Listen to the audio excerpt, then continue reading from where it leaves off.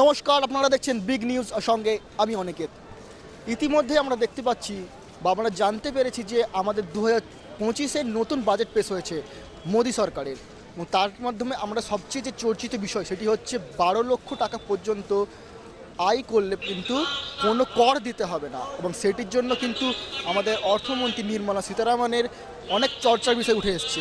এবং তার সঙ্গে আমরা দেখতে পেয়েছি পশ্চিমবঙ্গে কিন্তু অনেক দুর্নীতি হচ্ছে, যেমন তার মধ্যে অন্যতম হচ্ছে অভয়া হত্যাকাণ্ড, যার কিন্তু রায় কিছু ক্ষেত্রে আমরা জানতে পেরেছি এবং কিছু ক্ষেত্রে আবার কিন্তু আংশিকভাবে পুরোপুরি এখনও বিচার পাওয়া যায়নি। এবং এই যে দাবিগুলি আছে, এই যে দুর্নীতি আছে, এই যে কেন্দ্র সরকারের এবং রাজ্য সরকারের, তারই প্রতিবাদে কিন্তু কমিউনিস্ট পার্টির পক্ষ থেকে এক মহামিছিলের আয়োজন করা হয়েছে।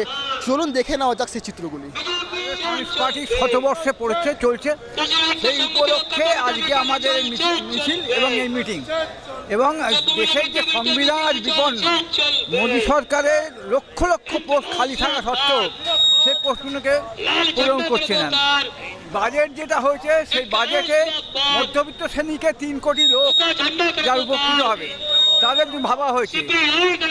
120টা প্লেন এয়ারপোর্ট তৈরি করা হচ্ছে, অথচ ম্যানুফ্যাকচারিং ফ্যাক্টরি কোনো উঠবে নেই। এই সমস্ত প্রতিবাদে আজকে আমাদের এই মিছিল এবং শতবর্ষে আজকে এটা আমাদের উৎসর্গ করলাম।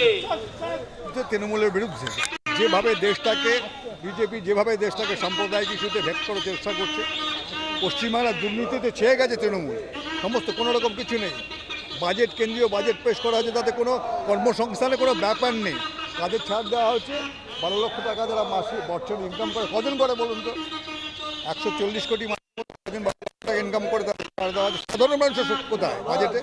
এই সমস্ত কিছু নিয়ে আছে, মূল্যবৃদ্ধি, দুর্নীতি থেকে শুরু করে কেন্দ্রীয় সরকারের দুর্নীতি থেকে শুরু করে রাজ্য সরকারের ব্যাপক হারে দুর্নীতি থেকে শুরু করে আজকে আমরা বলেন যে এখানে দ্রব্যের মূল্য বৃদ্ধি, কেন্দ্র সরকারের বিভিন্ন পোস্ট খালি থাকা সত্ত্বেও সেখানে কিন্তু নিয়োগ না হওয়া, এরকমই বিভিন্ন কারণের জন্য এখানে মহামিছিলের আয়োজন করা হয়েছে, এবং তারই আপনাদের সামনে আমরা তুলে ধরলাম বিগ নিউজের পক্ষ থেকে।